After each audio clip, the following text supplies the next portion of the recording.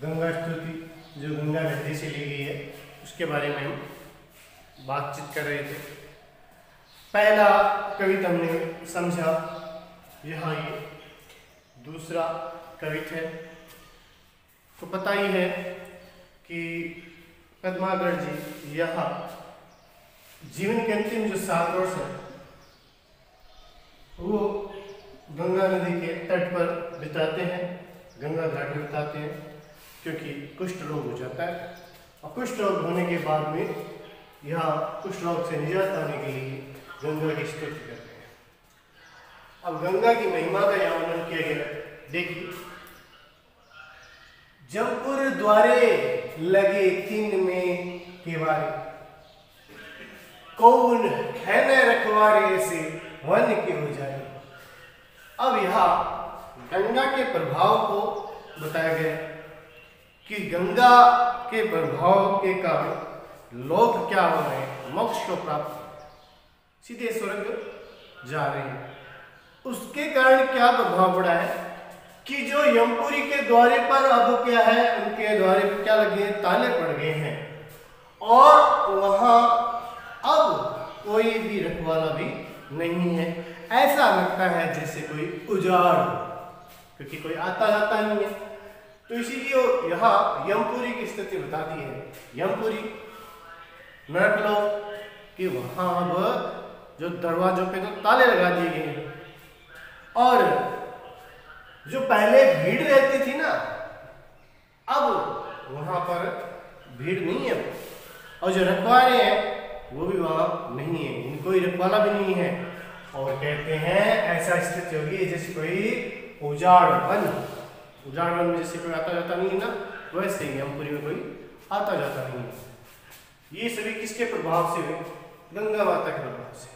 कहे पद्माकर तिहारे प्रण धारित करी अब भारे सुर लोक को सिधारेगा। कहे पद्माकर तिहारे प्रण धारित करी अब भारे सुर लोक को सिधारेगा। कहने का मतलब है पद्माकर जी है कि गंगा माता आपने ये प्रण धारण कर लिया है, कि आपने ये प्रण धारण कर लिया है कि सब को क्या करोगे, ताड़ दोगे और अब सभी को कहाँ भेज दोगे, स्वर्ग नगरी, यानी उनका उद्धार कर दोगे और सीधा सुरलोक में यानी स्वर्ग नगरी में भेज दोगे। अब जो उनके पाप है उन पापों को काट कर मोक्ष दिलाकर सीधे उन्हें सुरलोक में यानी सीधे अब वो कहाँ जाने लगे हैं, अब सीधे के सीधे वो स्वर्ग नगरी जाने लगे हैं। सुजन सुखारी करे पुण्य उजियारे। जो सज्जन व्यक्ति है वो तो क्या है, अपने अच्छे कर्मों के माध्यम से स्वर्ग में चले जाते हैं। ये जो सज्जन व्यक्ति होगा वो अपने पुण्यों के प्रभाव से कहाँ चला जाएगा, पुण्यों के प्रभाव से वो तो सीधा स्वर्ग नगरी में चला जाएगा। आपने क्या किया, परंतु आपने पतित के तारे बहु सिंधु के तारे हैं। आपने पापी से पापी व्यक्ति को सीधे सीधे इस भवसागर इस संसार से उद्धार करके सीधा कहाँ भेज दिया है, उसी स्वर्ग नगरी में जहाँ सज्जन व्यक्ति अच्छे कर्म करके जाते हैं। और यहाँ पापी लोग आपके स्नान करने मात्र से ही सभी स्वर्ग नगरी में सीधा जाते हैं। आपने उन्हें इस भवसागर से पार कर दिया है। इनको पापियों के समूह बड़े बड़े पापी यहाँ आकर उद्धार प्राप्त कर जाते हैं। काउन है काउने न तारे तिने गंगा तुम तारे और जेते तुम तारे तेते नभ में न तारे हैं। यहाँ फिर गंगा की महिमा का वर्णन करते हुए पद्माकर जी कहते हैं कि जितने अन्य देवी देवताओं ने नहीं तारे हैं, तारे मतलब उद्धार किया, हे गंगा मैया अपने आप ने तार दिए हैं, उद्धार कर दिया है। और जितने तुम तारे हैं, आपने जितने लोगों का उद्धार किया है, तेते नभ में न तारे हैं, अर्थात नक्षत्र। यहाँ नक्षत्र उतने तो इस आसमान में नक्षत्र भी नहीं है, तारे भी नहीं है, कितने लोगों को आपने उद्धार कर दिया, यानी अनगिनत लोगों को आपने उद्धार कर दिया है। एक बार फिर हम शुरू से देखते हैं। यहाँ बताया गया है कि हे गंगा माता आपके प्रभाव के कारण यमपुरी के जो दरवाजे हैं उन पर ताले लग गए हैं और अब वहाँ पर कोई रखवाला भी नहीं है और ऐसी स्थिति होगी जैसे कोई वन उजाड़ वन हो। फिर कहा पद्माकर जी कहते हैं कि हे गंगा माता, आपने ये प्रण धारण कर रखा है कि जितने भी लोग हैं यहाँ उन सभी को स्वर्ग नगरी पर भेज देंगे। फिर कहते हैं कि जो सज्जन व्यक्ति होते हैं वो तो अपने पुण्यों के प्रभाव से स्वर्ग नगरी में चले जाते हैं, लेकिन गंगा माता आपने पापियों से पापियों के समूह को इस भव सागर से उद्धार कर दिया है, उतार दिया है, यानी स्वर्ग भेज दिया है। फिर कहा है हे गंगा माता, बड़े बड़े देवी देवताओं ने जिन लोगों का उद्धार नहीं किया था, गंगा माता आपने उन सभी का उद्धार कर दिया है। हे गंगा माता, आपने जितने लोगों का उद्धार किया है उतना तो इस आसमान में तारे भी। तो यहाँ कौन सा अलंकार हो गया? ये जो शब्द आते हैं यहाँ, उद्धार का मतलब, तारे का मतलब उद्धार, और यहाँ तारे का मतलब नक्षत्र। ये तो यमक अलंकार हो गया, ठीक है। तो यहाँ यमक अलंकार का प्रयोग हुआ है। अब देखिए यहाँ पद्माकर जी फिर गंगा के महत्व को सर्वोपरि बताते हुए ये बात कहते हैं। तो क्या कह रहे हैं? पुरानी जो किंवदंतियां हैं, मान्यता है, उनको आधार बनाकर यहाँ एक बात कही है कि कूरम पे कोल, कूरम किसे कहते हैं? कूरम कहते हैं कछुए। कछुए के ऊपर किसे होता है कोल? कोल मतलब वरा। वरा अवतार लिया था, आपको पता है, हिरण्याक्ष को मारने के लिए भगवान ने वराह अवतार लिया था। भगवान ने कच्छप का अवतार लिया था, कछुए का अवतार लिया, वराह का अवतार लिया। ये दोनों ही धरती को धारण किए। तो कहते हैं कूरम पे कोल, अर्थात कछुए के ऊपर कौन शोभा पा रहा है? वराह शोभा पा रहा है। कोलू पे शेष कुंडली है, और कोलू मतलब वराह के ऊपर शेष नाग कुंडली मारे हुए सुशोभित होता है। पहले कहा गया है, पहली बात, कछुए के ऊपर वराह सुशोभित हो रहा है, और वराह के ऊपर कौन हो रहा है?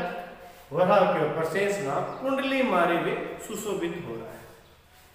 कुंडली पे फगो फेल सुफल हजार, और उस कुंडली के ऊपर 1000 फन किसके हैं? उस शेषनाग के। वो बड़े ही शोभा पा रहे हैं, बड़े ही सुंदर लग रहे हैं, बड़े ही अति सुहावने लग रहे हैं, यानी शोभित हो रहे हैं 1000 फन। कहे पद्मा करते हो फन पे फगी है भूमि, और पद्माकर जी कहते हैं इन्हीं फन पर, जो शेषनाग की जो फन है उस फन पर धरती है वो सुशोभित हो रही है, धरती माता सुशोभित हो रही है। भूमि पे फबी है चित्ती रजत पहाड़ की, और इस भूमि के ऊपर रजत पहाड़ मतलब कैलाश पर्वत सुशोभित हो रहा है, बड़ा ही शोभा देने वाला, शोभनीय, बड़ा ही सुंदर, बड़ा ही प्यारा लग रहा है। तो इस प्रकार से धरती के ऊपर उस कैलाश पर्वत को सुशोभित किया है। रजत पहाड़ पर शंभु सूर्य नायक है, और जो इस रजत पहाड़ कैलाश पर्वत के ऊपर जो देवताओं के नायक है, धीश है, महादेव है, शंभु है, शिवजी हैं, वो सुशोभित हो रहे हैं। और शंभु पर ज्योति जटा जुटन है, और शंभु के सर के ऊपर जटाएं सुशोभित हो रही है, बड़ी ही सुंदर, बड़ी ही प्यारी लग रही है। और शंभु जटा जुटन पे चंद्र की चुट्टी है। और यहाँ बताया गया है कि शिव जी की जटाओं के ऊपर जो चंद्रमा है, उस चंद्रमा की छटाएं, जो 16 कलाएं हैं, जो किरणें हैं, जो चांदनी है, वो सुशोभित हो रही है। चंद्र की चट्टान पे छटा है गंगाधार की, और इसी चंद्रमा की जो चांदनी की जो छटा है उसके ऊपर गंगा की धार सुशोभित हो रही है। सर्वोपरि गंगा की धार को बताया गया है। यहाँ ये मैंने लिख के आया था कि आपको एक क्रम पता चल जाए।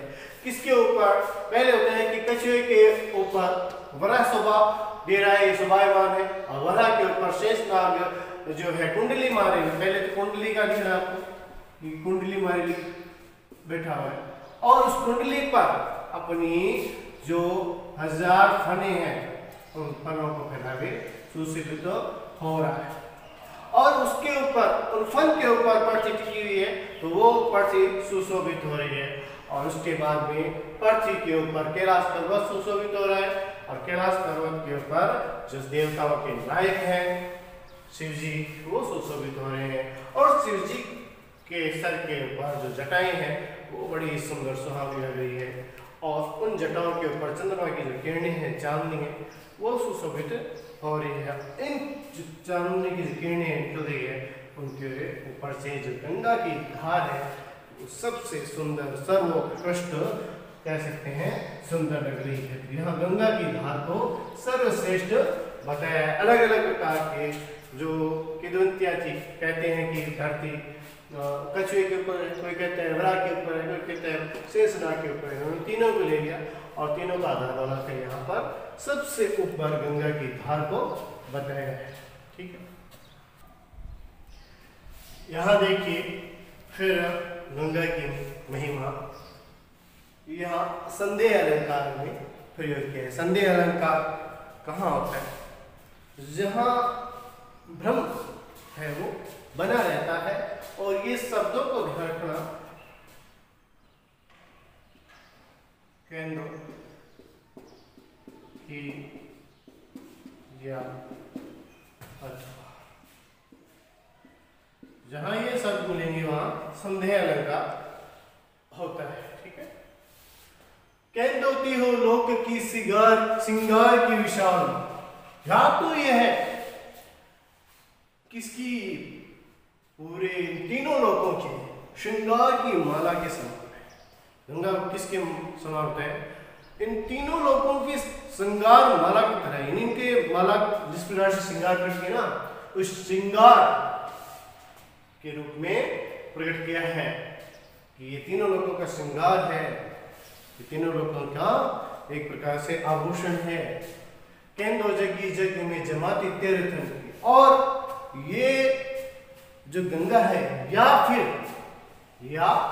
ये इस जगत में, इस विश्व में जो तीर्थों के समूह है कि माला, तीर्थों की जो लाइन होती है, माला होती है, उस माला के समान, तीर्थों की माला के समान किसको बताया है? गंगा को। यहाँ तीनों लोगों को श्रृंगार किसे बताया है? गंगा को। क्योंकि तीनों लोगों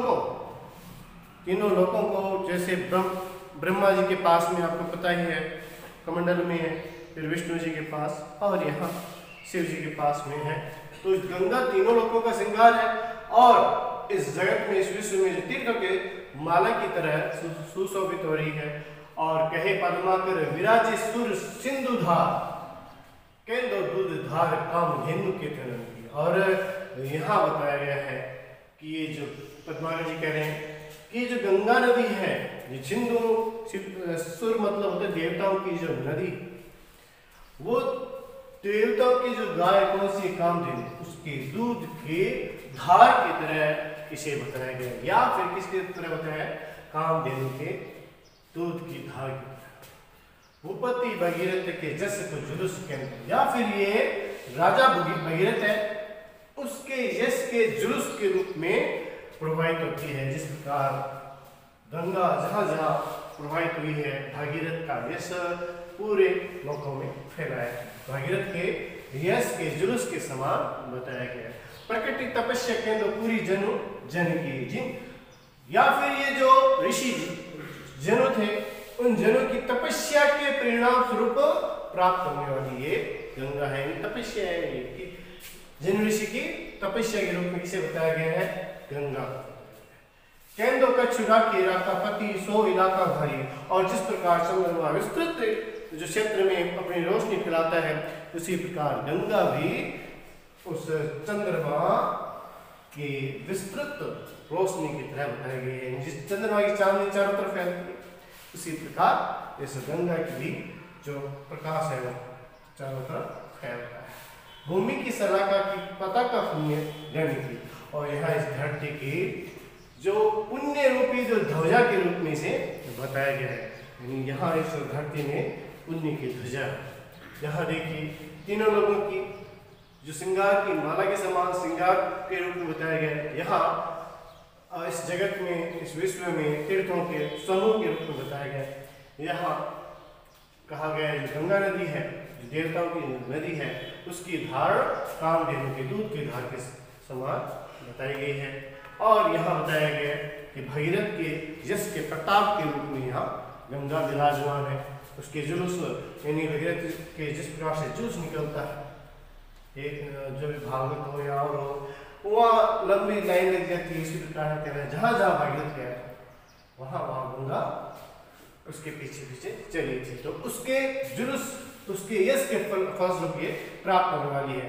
और यहाँ बताया गया इस लाइन में कि जो जनु ऋषि थे, जनु ऋषि की तपस्या के प्रतिफल या प्रतिरूप में ये प्राप्त होने वाली गंगा है। जनु ऋषि की तपस्या ही है गंगा।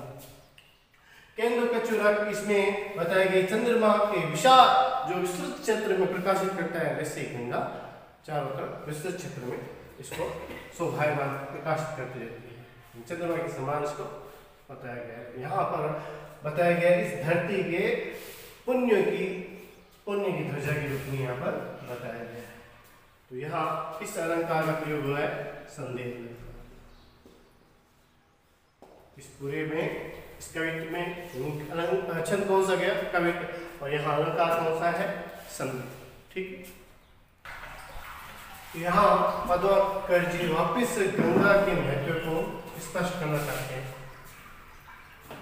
देखिए यहाँ बताया कर्म को मूल तक, कर्म का जो आधार है वो ये शरीर है। यहाँ देखिए कर्म का आधार क्या है, ये शरीर। कर्म को मूल तन, अर्थात कर्म का आधार ये शरीर है। तन मूल जीव जग, और इस शरीर का आधार ये प्राणी है, ये जीव है, ये जीवन है। जीवन को मूल अति आनंद ही धारियो, और जीवन का जो मूल आधार क्या है, आनंद प्राप्त करना। इस जीवन का, इस जीव का मूल आधार क्या है, आनंद प्राप्त करना। कहे पद्माकर जो आनंद को मूल राज, और पद्माकर जी कहते हैं इस आनंद का जो आधार है वो क्या है, राज्य। जब राज्य मिलता है तभी वो प्रसन्नता मिलती है। तो यहाँ आनंद का आधार राज्य को बताया गया है। राजमूल केवल प्रजा को भवन भरिगो, और इस राज्य का जो राजा का या राज्य का जो आधार है वो क्या होगा, उसका प्रमुख काम क्या है, उसका प्रमुख कारण है प्रजा के घर भरना, अर्थात उन्हें प्रसन्नचित करना, उन्हें सुख सुविधा देना, उन्हें हर जो अन्न वगैरह जो भी चाहिए हर प्रकार की सुख सुविधाओं से व्यवस्था करना, सुख सुविधाओं की व्यवस्था करना किसका आधार है, ये राज्य का आधार। प्रजा मूल अन्न सब, अन्न को मूल मेघ।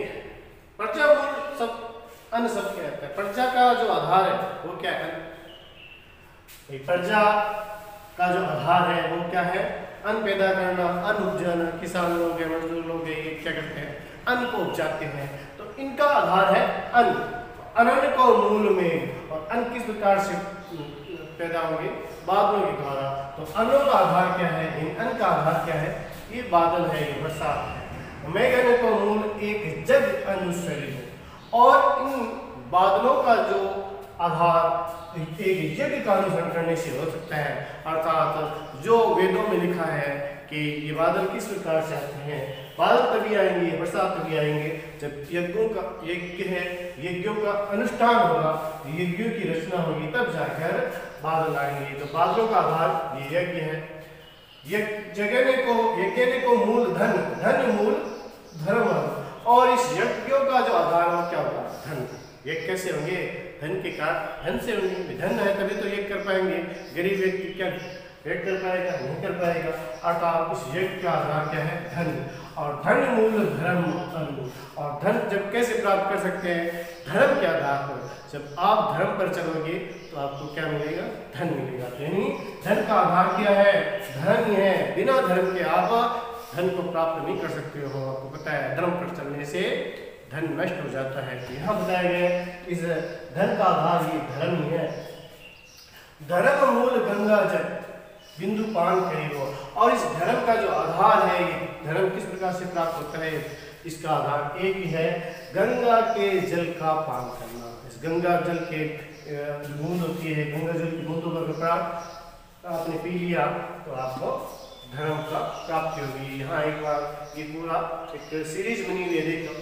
इस कर्म का आधार शरीर को होता है, शरीर का आधार इस जीव यानी जीवन को होता है, और जीवन का आधार इस आनंद को होता है, इस आनंद का आधार राज्य को होता है, राज्य का आधार किसको होता है? प्रजा को। यानी राज्य प्रजा के घर को बढ़कर सुख सुविधा देकर ही प्राप्त हो सकता है, बढ़ सकता है।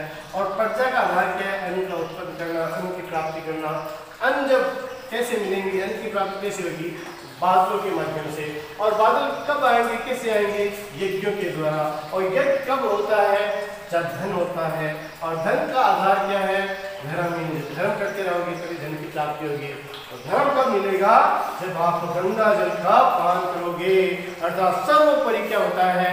इस गंगा जल को बताया है, सर्वोत्कृष्ट इसकी रचना बताई है कि इसके बिना ये सभी कार्य अधूरे हैं। तो इसी के बिना आगे ये सब के सब क्या है? अधूरे हैं। तो यहाँ पद्माकर जी ने बड़े ही सुंदर ढंग से गंगा स्तुति करते हुए गंगा को सर्वोपरि बताया कि गंगा के बिना ये सभी कार्य क्या हो जाएंगे? अधूरे। क्योंकि जो मूल आधार क्या हो गया यहाँ, इसके बिना ये सब सीरीज क्या हो जाएगी? ये कट जाएगी। यहाँ पद्माकर जी ने ये बात बताने की कोशिश की है कि यहाँ ये सीढ़ी बनी हुई है, क्रम बना हुआ है, ये गंगा जल के कारण बना हुआ है। ठीक है।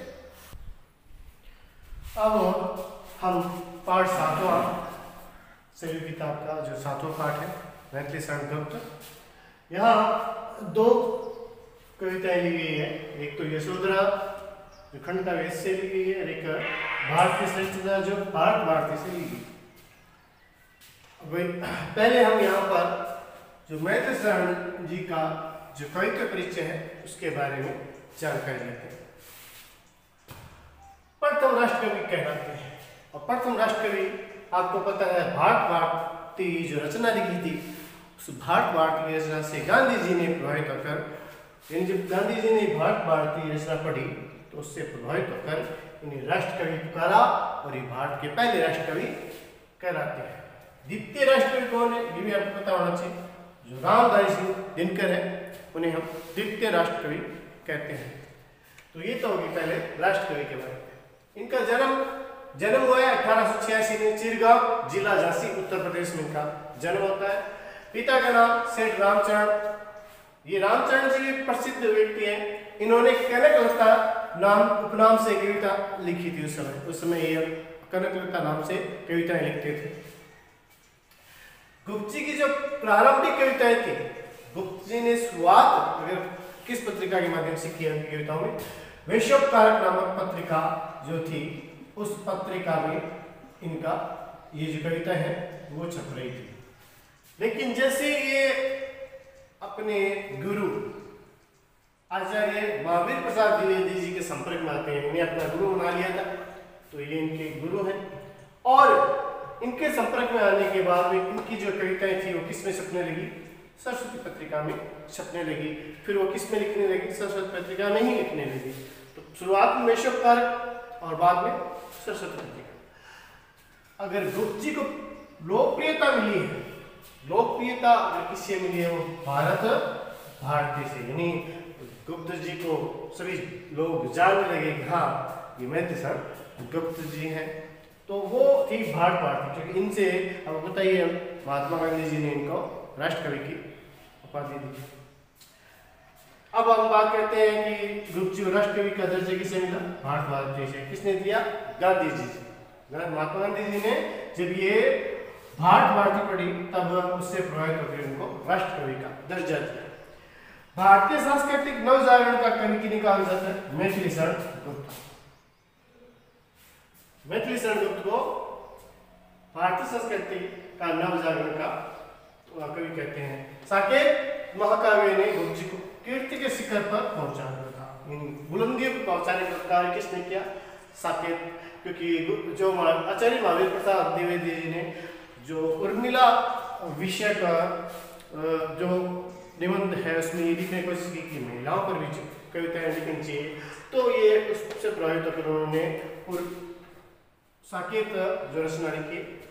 और साकेत रचना हम कह सकते हैं एक प्रकार से जो रामायण है वही है, क्योंकि साकेत आपको पता होना चाहिए अयोध्या का ही दूसरा नाम है। साकेत महाकाव्य ने इनको कीर्ति शिखर पहुंचे और इनका निधन होता है 1664 में। अब इनकी जो रचनाएं हैं, प्रमुख रचनाएं, वो हम देखते हैं।